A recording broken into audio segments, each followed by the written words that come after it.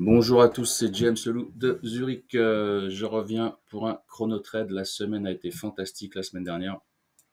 Donc on va passer sur un graphique un peu éducatif quand même sur la volatilité. C'est important d'en parler avant de commencer.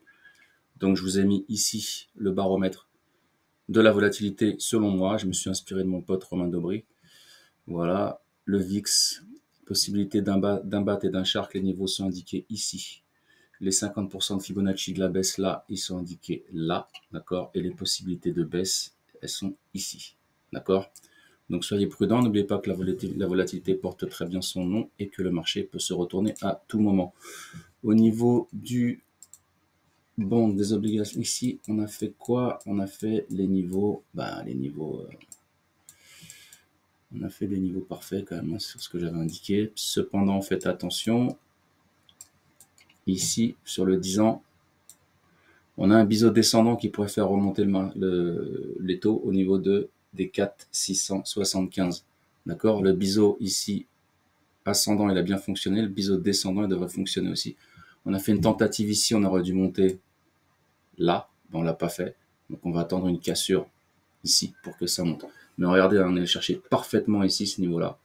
On a bien fait les 4,23 que j'avais indiqué. On avait fait même un petit peu plus bas. Voilà, non pas 4,23, c'était 4, enfin vous verrez sur le graphique 4,20 à peu près.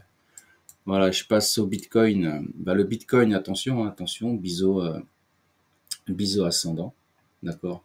On pourrait redescendre sur les niveaux que j'ai indiqués ici, c'est un peu fou, d'accord, je sais. Le premier niveau, ça serait peut-être les 59 000 au plus bas, hein, 483.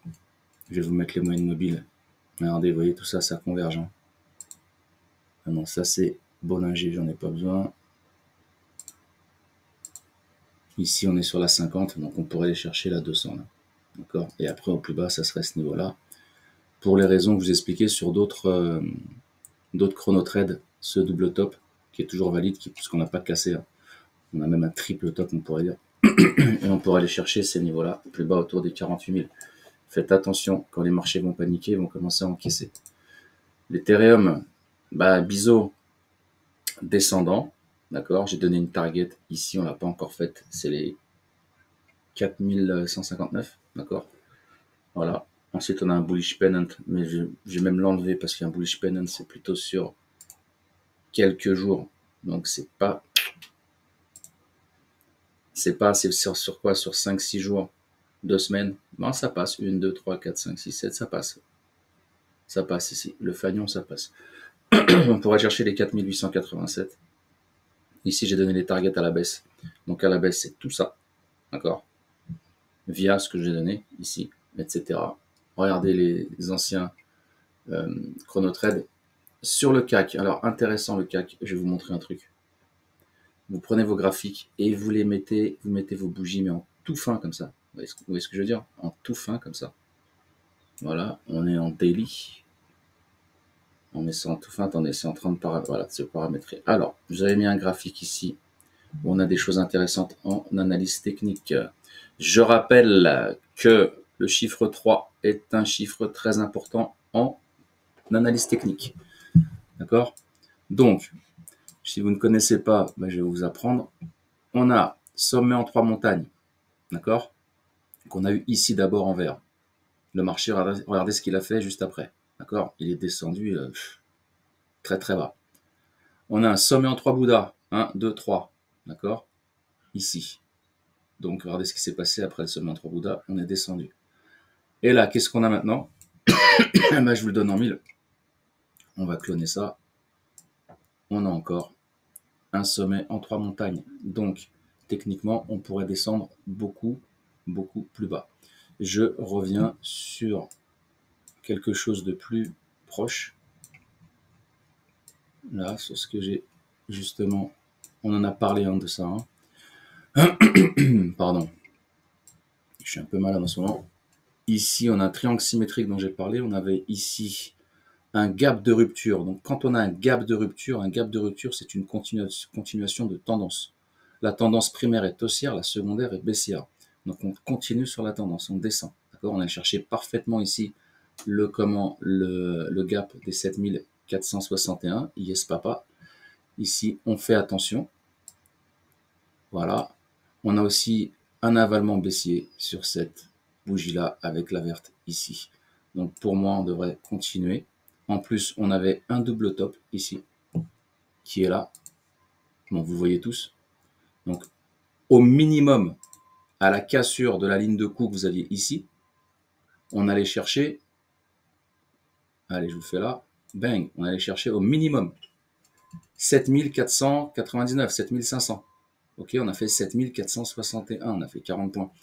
Attention, attention, il y a encore un gap ici, je ne l'ai pas noté. Voilà, bon, je vais vous le mettre comme ça va être plus simple. Ici, là, et on met en bleu électrique, là, voilà. Ça, c'est pour le cas qu'on en a parlé aussi, on a parlé aussi du Germany, pardon, on a parlé aussi du DAX. On a parlé du DAX sur l'émission ici. Trade ou pas trade, d'accord. On a parlé sur cette émission, vous regarderez, super émission avec Jean-Louis Franck. Voilà, je parle aussi après de la suite, vous verrez ça tranquillement. Le DAX, le DAX, on était dans une configuration de, je vous avais mis, c'était ça que je vous avais mis les gars. Je vous avais mis ça, vous avez mis triangle, regardez. Voilà, symétrique, j'ai donné le parfait, le parfait scénario. Vous regarderez, on verra ce que ça donne. Donc pour moi, ça descend. On est baissier sur le DAX. D'accord, on pourra aller chercher encore ici ce plus bas qu'on a fait la dernière fois, le 19 avril. Et si on le casse, ben oui, on est sur un double top. Et là, on irait beaucoup plus bas, donc on irait chercher les niveaux que j'ai indiqués dans l'émission. Et là, ils y sont pas. C'est un peu bizarre. C'est peut-être pas le bon graphique que j'ai pris. Attendez, je vais regarder ça. Non, normalement.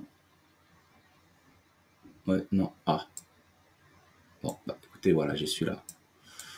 Donc voilà, comme je disais, hein, on casse ici le triangle symétrique, on réintègre et pullback, on casse et on défonce tout. D'accord?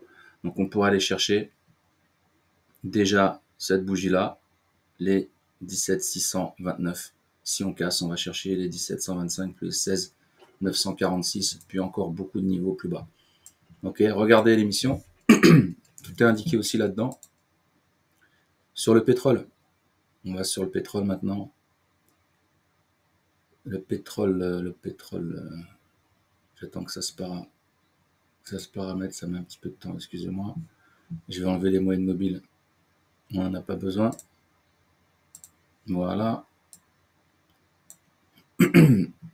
On a un fanion qui pourrait faire monter le marché autour des 84, 99, on va dire 85.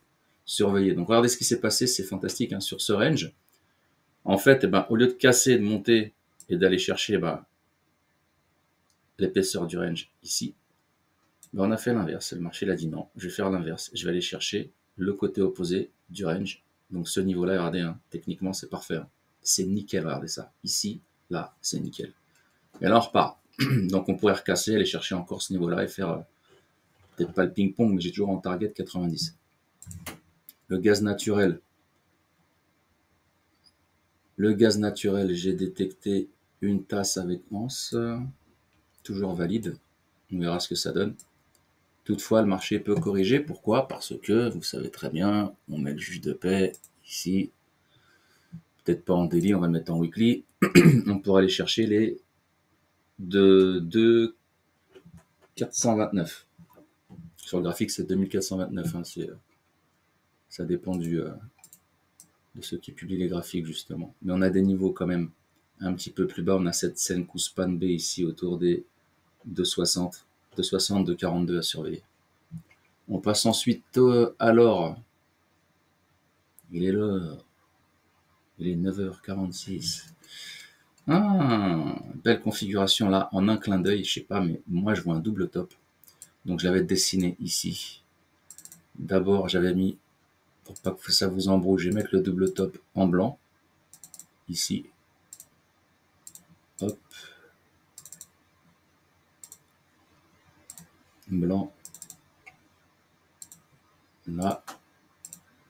La neckline, elle est ici. La ligne de coude, elle est là. D'accord? Ça sera ça. Je vais aussi la mettre en blanc. Ok, ce qui fait que si on casse, on va chercher ce niveau-là, les niveaux que je vous ai donnés. Donc on irait chercher les 2117. Donc 2117, c'est pas ouf. Hein. 2117, c'est pas ouf. Ça correspond en plus à ce petit gap là. Vous voyez ce petit gap, cette petite bougie du 5 mars. On va lui mettre un petit rayon bleu électrique. Voilà. Et regardez la convergence qu'il y a, quoi. C'est-à-dire que l'analyse technique, c'est vraiment de l'art, hein, c'est pas de la science, hein, ça c'est sûr. Mais c'est vraiment de l'art. Regardez-moi ça, comme c'est beau. Double top, bam bam, si on casse, on vient chercher ce niveau-là qui correspond à un gap. Et les 2114, c'est pas ouf. Pourquoi? Parce que c'est voilà quoi. C'est des plus hauts, des anciens plus hauts historiques. Bon, ce qui avance, c'est rien, c'est une leçon que j'avais donnée à des élèves. Ici, on passe maintenant au Dow Jones. Dow Jones aussi, pareil, hein, on est toujours dans des configurations en un clin d'œil sur des double tops, etc. Donc là, je pense que vous allez me suivre. Ça va pas être compliqué pour ceux qui me suivent. Là, on a une accumulation ici, d'accord? On peut avoir un double top ici qui ferait descendre le marché vraiment plus bas. Je vous le fais comme ça rapidement. J'ai pas besoin de faire ça. Je fais ça. Vous allez le voir tout de suite. On va prendre ce segment-là et on va le reporter, hop, ici. D'accord? On est d'accord, on prend ça. Et on irait chercher 34 494 et 34 500. On n'est pas loin de mon rectangle là. D'accord? Accumulation, ancien ETH. Je vous explique, hein. Et ça, on va aller le faire. Hein. Vous me prenez pour un fou si vous voulez ou pas. Mais les anciens plus hauts historiques sont devenus des supports, c'était des résistances. On ira chercher les supports. On va aller les taper ou les défoncer, mais on va déjà les taper peut-être une fois. Donc c'est des supports sur lesquels on va aller à moyen terme. D'accord? Et moyen terme, je vous rappelle ce que c'est. Non, c'est pas ici. C'est sur un autre graphique qui va venir après. C'est un graphique qui vient après, excusez-moi. Donc deux scénarios possibles. On monte, d'accord? Il y a aussi une divergence hein, avec les oscillateurs, vous regarderez. Ici, on a une accumulation, bam, on monte, on peut avoir un double top, descendre, la short zone, elle est là. C'est normal ce qui se passe, on monte, on tape la zone de short qui redevient ici une résistance, et on pourrait descendre, aller chercher ce point-là, l'ancien ATH, d'accord, all time high. Donc, premier scénario, on monte, ok, on descend, on remonte ici sur ce, je vous ai mis ici, ça doit être un shark, voilà, ici, non, c'est pas un shark. Ici sur un Gartley, on devrait être sur un Gartley et ensuite redescendre ici et aller chercher ces niveaux-là dans cette zone-là. D'accord? Ça, c'est le scénario numéro 1. Scénario numéro 2, on monte, on tape l'ancien plus haut historique, on remonte et on vient chercher le point numéro 2 ici, autour des 39 650 et on descendrait sur la zone ici que je vous indiquais tout à l'heure, 34 500, 33 500 on va dire. D'accord? Ça paraît loin, mais tout est possible en bourse. Sur le S&P, qu'est-ce qu'on a? On attend que ça se mette en... Voilà, sur le S&P, on a un beau... Ah oui, on a un beau butterfly, ici, qui pourrait faire monter le marché encore un petit peu sur les 5460, d'accord? Après, on descendrait. Selon mon expérience et selon ce que je vois graphiquement, ça, là, ce gap-là, c'est un gap d'épuisement. Ça peut être un gap d'épuisement, et là, bam, on redescendrait. Donc, à surveiller, on a cassé bien sûr, comme vous le voyez, ici, le biseau ascendant, d'accord, mais il est toujours là, le biseau ascendant, même si on a ici, je déplace ma ligne de trend, voilà, ma ligne de trend ici, et je la mets ici, on est toujours dans un biseau ascendant, donc ça présage d'une baisse, ok. Le double top ici est toujours valide, pourquoi? Parce qu'on a légèrement dépassé ce plus haut de combien?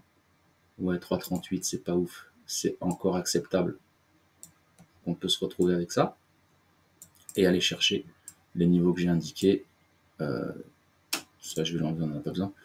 Les niveaux indiqués, je vais vous les citer parce que peut-être que vous ne les voyez pas. Donc, si on redescend, on descend d'abord sur les 5248, 5062, 4956. Si on casse 4956, on descendrait beaucoup plus fort autour des 4749, 4638, qui est vraiment une zone importante et très forte. Regardez, hein. Regardez cette érection là, on est en mode Cialis et Viagra, c'est du grand n'importe quoi. Ici, on prend la hausse. Voilà. Et la zone ici, justement, qu'on pourrait aller chercher, c'est les 4775, 4617. Je vous rappelle que le chiffre 3 est un nombre très important. 3 choses à retenir sur tout ce qui est retracement. Je vous fais un tips, un cadeau. D'accord? Les 3 retracements les plus courants, c'est 33%, 50%, 66%. Et si on casse les 66%, d'accord, sur un retracement, il y a de fortes probabilités qu'on fasse 100% de retracement. Voilà, retenez bien ça, c'est hyper important. Je prends un peu de temps aujourd'hui parce qu'après j'ai rendez-vous Liechtenstein, mais je prends le temps de vous faire un petit masterclass sur chaque chronotrade. Chaque chronotrade est un masterclass, donc regardez chacune des vidéos, c'est hyper important. Alors, on va enlever ça Ishimoku. Hop. Oh, je l'ai enlevé, j'aurais dû le mettre autrement, c'est pas grave. Donc, sur le Nasdaq, on a un fanion qui pourrait faire monter le marché autour des 20 075 à surveiller, d'accord. Ici, le biseau, il est toujours ascendant. On a une figure harmonique baissière, d'accord. Tout ça, ça a été bon, ça a été fait. Là, on attend le biseau. Je l'ai changé, il est plus bon. Il dégage. Voilà. Voilà. Bon, on attend toujours ces niveaux-là. Je rapproche maintenant le niveau 14 600. C'est un niveau qu'on pourrait chercher à moyen terme ou à long terme. Les 17 723 aussi. Donc on surveille le Nasdaq. Il y avait un drapeau, donc c'est pour ça que je vous indiquais les niveaux. Vous avez ici, on les a fait. Donc les 18 980, on les a fait, je les enlève. Les 19 423, on les a fait, je les enlève aussi. Voilà, c'est des niveaux juste magnifiques qu'on a fait et que je vous ai donné la dernière fois. Voilà. Ici. Donc si on casse, on pourra aller chercher déjà ça.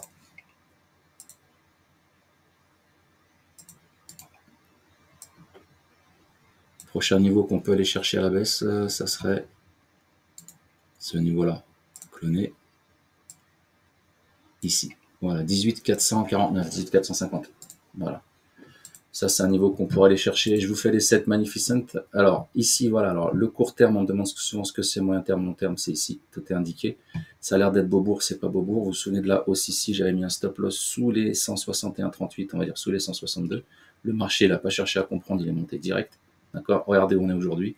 J'avais donné ici un niveau d'achat. C'était le 27 mars sur le plateau de Boursorama et Société Générale. Ici, on est parti là-bas, on a fait combien? 29%, 29,63, vous voulez quoi de plus? Maintenant, regardez ce qui se passe, on a un range, donc je vous ai mis les gaps en bleu comme d'habitude. D'accord? Les niveaux à la baisse ici, les niveaux à la hausse ici. On a un range, donc le range, on le reporte comme je l'ai fait ici, en haut et en bas.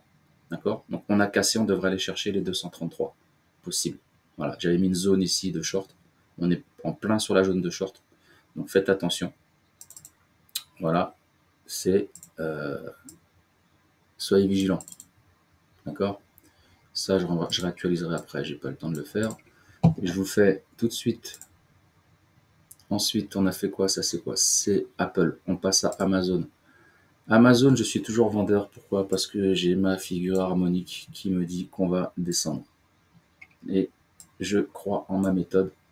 On a un shark et un crabe. On est en plein dans la zone ici de PRZ. D'accord? Donc, les niveaux qu'on pourrait aller chercher. Si on est là, au plus bas, oui, ça sera déjà la zone de coup ici. Les 165, puis après les 159, 142, 128. Google, toujours le biseau, ici. On a toujours un biseau et un range. Donc il y a deux choses. Il y a les experts qui disent 278, 250. Et je les comprends parce qu'ils justement, ils prennent le range. Non, plutôt les 225, excusez-moi. Ici, hop là. Hop là.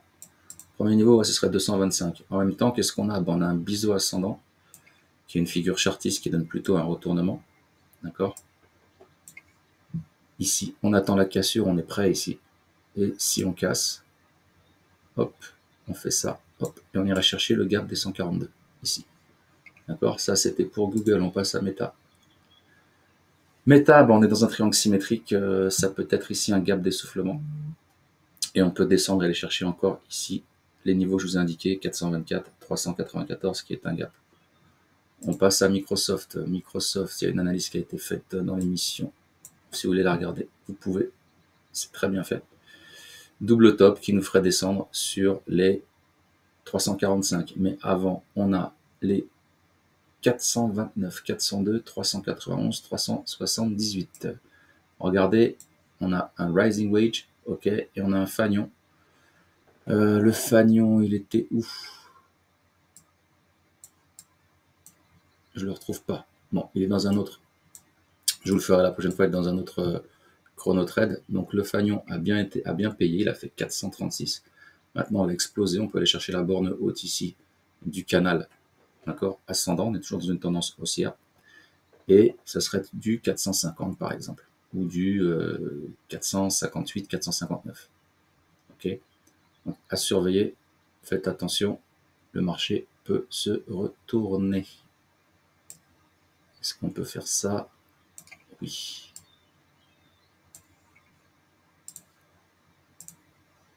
Oui. Donc j'ai toujours ce biseau. Hein. Ouais, c'est toujours bon. Biseau ascendant. À la cassure. Voilà, ça converge avec les 378. Ok. On patiente, on verra bien ce qui se passe. Nvidia. Nvidia, c'est Viagra, Cialis, c'est la totale. Hein. C'est cocktail explosif. Regardez. Ici, on a des gaps. Peut-être un gap ici d'essoufflement. Si on casse ici, on ira chercher le niveau que j'ai indiqué là. 106. D'accord? Mais on a une flopée ici de gap. Hein. Ici, on en a plein. On a celui-là. Vous regarderez, il y en a encore plein. Hein. Je vous laisse les chercher. Ils sont par là, etc. Ça paraît bas, mais en analyse technique, tout est possible. Faites attention. Ici, on a clôturé là, on a ouvert là. Donc, on a un gap ici aussi. Voilà. 94, 76, 67. Voilà. À la hausse, moi, j'achète plus. Hein. Je vous dis tout de suite, j'achète plus. Tesla. Tesla, il est 10 heures. Préouverture a été indiquée.